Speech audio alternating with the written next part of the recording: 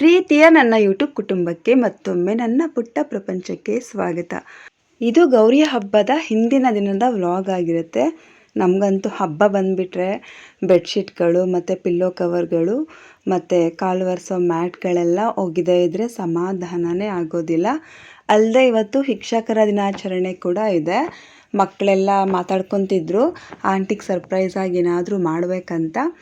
ನಾನಿಲ್ಲಿ ಕಾಲು ಒರೆಸೋದಕ್ಕೆ ಹಾಕುವಂತಹ ಮ್ಯಾಟ್ಸ್ನ ವಾಷಿಂಗ್ ಮಿಷಿನಲ್ಲಿ ಒಗಿಬಹುದಾ ಅಥವಾ ಒಗೆಯೋದಕ್ಕಾಗೋದಿಲ್ವಾ ಅಂತ ತೋರಿಸೋಣ ಅಂತ ವಿಡಿಯೋ ಮಾಡಿಕೊಂಡೆ. ಆದರೆ ಪೂರ್ತಿ ವಿಡಿಯೋ ಮಾಡ್ಕೊಳ್ಳೋದಕ್ಕಾಗಲೇ ಇಲ್ಲ.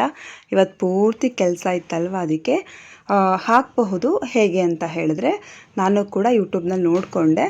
ನನ್ನ ವ್ಯೂವರ್ಸ್ಗೆ ಅನುಕೂಲ ಆಗಲಿ ಅಂತ ನಾನು ಈ ವಿಡಿಯೋವನ್ನು ಮಾಡ್ತಾಯಿದ್ದೀನಿ. ಇಲ್ಲಿ ನೋಡಿ, ಬಿಸಿ ನೀರಿಗೆ ನಾನು ಫಸ್ಟ್ ಕೈ ಹಾಕಿಬಿಟ್ಟೆ. ಕೈ ಸುಡ್ತು ನನಗೆ. ಹೆಂಗಿದ್ರು ಸೋಲಾರಲ್ಲಿ ಬರ್ತಿತ್ತಲ್ವ, ಸೊ ಅದೇ ಬಿಸಿನೀರು ಇರುತ್ತಲ್ಲ ಅಂತ ನೆನೆ ಹಾಕೋಣ ಅಂತ ಬಂದೆ.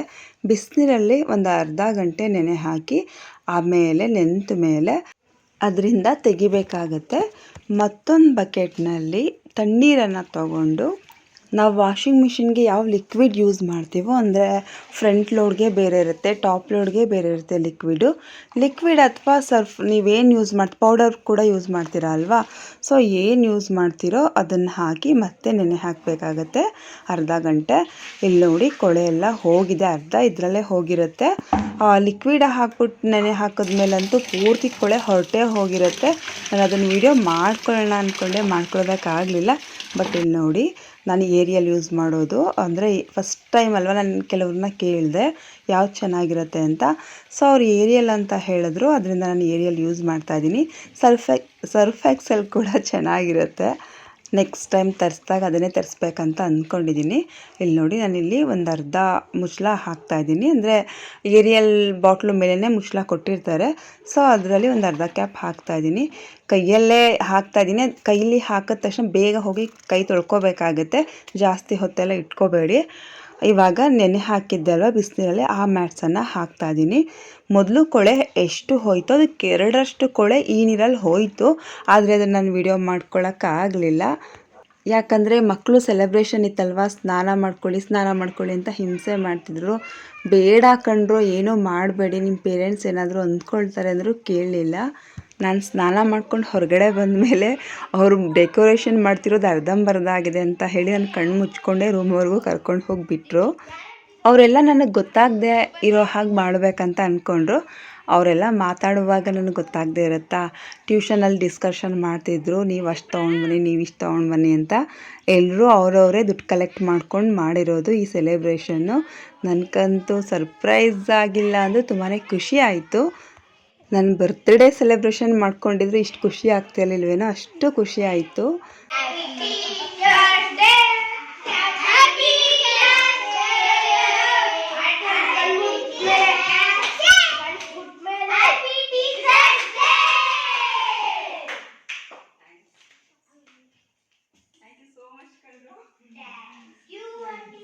ಮಕ್ಕಳೆಲ್ಲ ಈ ರೀತಿ ಮಾಡಬೇಕಂತ ಯೋಚನೆ ಮಾಡ್ತಾರೆ ಅಂತ ಅಂದ್ಕೊಂಡೇ ಇರಲಿಲ್ಲ ನಾನು.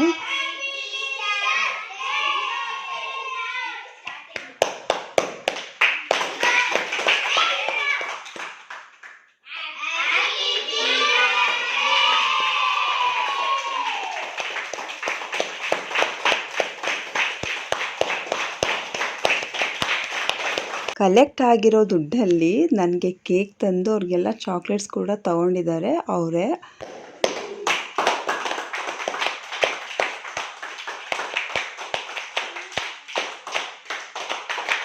ಎಲ್ಲ ಮಕ್ಕಳು ನನಗೆ ಕೇಕ್ ತಿನ್ನಿಸ್ತಿದ್ರೆ, ಇಲ್ಲೊಂದು ಪಿಟ್ರೆ ನೋಡಿ ಏನು ಮಾಡ್ತಿದೆ ಅಂತ. ವಿಡಿಯೋ ಮಾಡುವಾಗಲೇ ನನಗೆ ಗೊತ್ತಾಗಿದ್ದು, ತಿಂತಿರೋದು ಎಲ್ಲರೂ ನಾವು ನೋಡ್ಕೊಂಡು ನಗ್ತಿದ್ವಿ. ಮಕ್ಕಳೆಲ್ಲ ಸೇರಿಕೊಂಡು ಮರೆಯಲಾಗದ ಮತ್ತೊಂದು ಸುಂದರ ದಿನವನ್ನು ನನ್ನ ಜೀವನದಲ್ಲಿ ತಂದುಕೊಟ್ಟಿದ್ದಾರೆ. ನನಗಂತೂ ತುಂಬಾ ಖುಷಿ ಆಯಿತು. ಪುಟ್ಟ ಮಕ್ಕಳ ಹತ್ರ ಎಲ್ಲ ಅವರು ದುಡ್ಡು ಕಲೆಕ್ಟ್ ಮಾಡ್ಕೊಂಡಿಲ್ಲ. ದೊಡ್ಡ ಮಕ್ಕಳು ವಿದ್ಯಾ ಮತ್ತು ಕವನ, ಗಣೇಶ ಅಂತ ಇದ್ದಾರೆ. ಅವ್ರು ಮಾತ್ರ 50 ರೂಪಾಯಿ ಹಾಕಿದ್ದಾರೆ. ಮಿಕ್ತವರೆಲ್ಲ 20 ಹಾಕಿದ್ದಾರೆ. ಹಾಗೂ ಅವ್ರ ಹತ್ರ ಮಿಕ್ತು ಅಂತ ಹೇಳಿ ಲಾಸ್ಟಲ್ಲಿ 10 ರೂಪಾಯಿನ ವಾಪಸ್ ಶೇರ್ ಮಾಡ್ಕೊಂಡಿದ್ದಾರೆ. ನೋಡಿ, ಇಷ್ಟೆಲ್ಲ ತಂದು 30 ರೂಪಾಯಿ ಇನ್ನೂ ಉಳಿಸ್ಕೊಂಡಿದ್ದಾರೆ.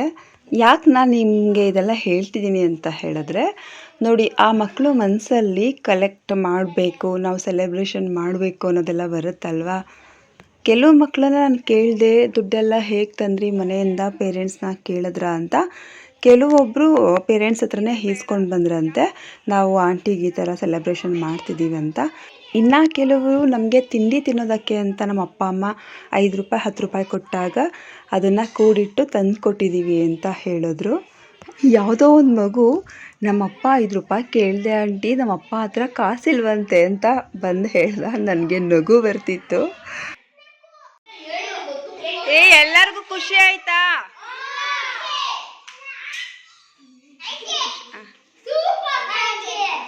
ಯಾವುದೇ ಒಂದು ಕಾರ್ಯಕ್ರಮ ಚಿಕ್ಕದಾಗಾಯ್ತಾ ಅಥವಾ ದೊಡ್ಡದಾಗಾಯ್ತಾ ಅದೆಲ್ಲ ಲೆಕ್ಕಕ್ಕೆ ಬರಲ್ಲ.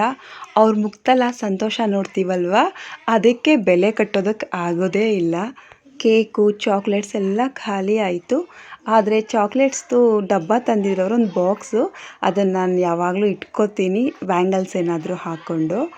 ನಿಮಗೆಲ್ಲ ಈ ಪುಟ್ಟ ವಿಡಿಯೋ ಇಷ್ಟ ಆಗಿದೆ ಅಂತ ಭಾವಿಸ್ತೀನಿ. ಇಷ್ಟ ಆದರೆ ಒಂದು ಲೈಕ್ ಮಾಡಿ. ಫಸ್ಟ್ ಟೈಮ್ ನನ್ನ ಚಾನಲ್ನ ನೋಡ್ತಿರೋರು ಸಬ್ಸ್ಕ್ರೈಬ್ ಮಾಡೋದನ್ನು ಮರಿಬೇಡಿ. ನಿಮಗೆಲ್ಲ ಗೊತ್ತಿರೋ ಹಾಗೆ ನಾನೇನು ತುಂಬ ಓದ್ಕೊಂಡಿಲ್ಲ, ಆದರೂ ನನಗೆ ಟೀಚರ್ ಪಟ್ಟ ತಂದುಕೊಟ್ಟಿರೋದು ಈ ಮುದ್ದಾದ ಮಕ್ಕಳುಗಳೇ. ಸೆಲೆಬ್ರೇಷನ್ ಎಲ್ಲ ಮುಗಿದ ಮೇಲೆ ಸ್ವಲ್ಪ ಟೈಮ್ ಮಾತ್ರ ಇತ್ತು. ಆಂಟಿ ನಾವೆಲ್ಲ ಆಟ ಆಡ್ತೀವಿ ಅಂತ ಹೇಳಿದ್ರು. ಅದಕ್ಕೆ ಆಟ ಆಡ್ಕೊಳ್ಳಿ ಅಂತ ನಾನೇ ಬಿಟ್ಟೆ. ಕಳ್ಳ ಪೊಲೀಸ್ ಆಡ್ತಾ ಇದ್ದಾರೆ ಎಲ್ಲರೂ.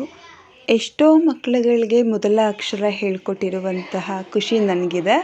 ತಾಯಿ ಹೇಗೆ ಹೇಳ್ಕೊಡ್ತಾಳೋ ಹಾಗೆ ನಾನು ಕೂಡ ಹೇಳ್ಕೊಟ್ಟಿದ್ದೀನಿ. ಅವರಮ್ಮ ಬಾಣಂತನಕ್ಕೆ ಬಂದಾಗ ನಮ್ಮ ಚಿಕ್ಕಮ್ಮನ ಮಗಳೇ ಆಗಬೇಕು.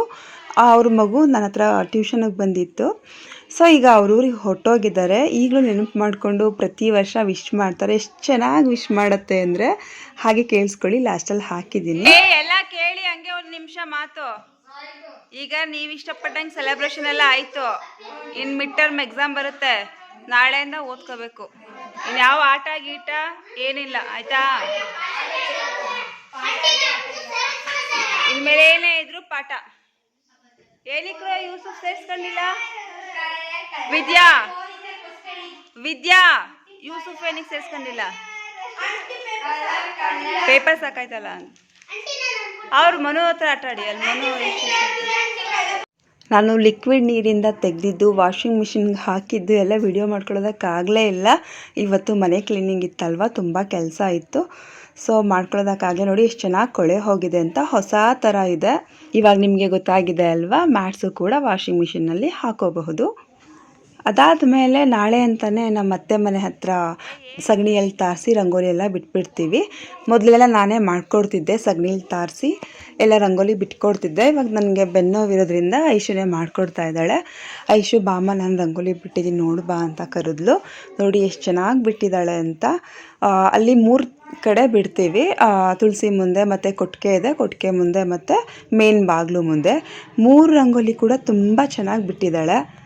ಮಕ್ಕಳಿಗೆ ಓದೋದ್ರ ಜೊತೆಗೆ ಮನೆ ಕೆಲಸ ಕೂಡ ಕಲಿಸ್ಬೇಕು. ಅವ್ರಿಗೆ ಯಾವುದ್ರಲ್ಲಿ ಇಂಟ್ರೆಸ್ಟ್ ಇರುತ್ತೋ ಅದೆಲ್ಲ ಮಾಡಿಸ್ತಿರ್ಬೇಕು. ಆಗ ಅವ್ರಿಗೆ ಟೈಮ್ ಪಾಸು ಆಗುತ್ತೆ, ಕ್ರಿಯೇಟಿವಿಟಿ ಬರುತ್ತೆ, ಮತ್ತು ಫೋನ್ ಅಡಿಕ್ಷನ್ ಕೂಡ ಕಡಿಮೆ ಆಗುತ್ತೆ. ನೋಡಿ ತುಳಸಿ ಗಿಡ ಎಷ್ಟು ಚೆನ್ನಾಗಿ ಬಂದಿದೆ ಅಂತ. ಅದು ಮಣ್ಣಲ್ಲೇ ಹಾಕಿರೋದವರು, ಅದರಿಂದ ತುಳಸಿ ಗಿಡ ತುಂಬಾ ಚೆನ್ನಾಗಿ ಬಂದಿದೆ. ಲಡ್ಡುಗೆ ಹೂವು ಮಾಡಿಸಿರೋದು. ಕತ್ಲೆ. Happy Teacher's Day. First teacher, best teacher.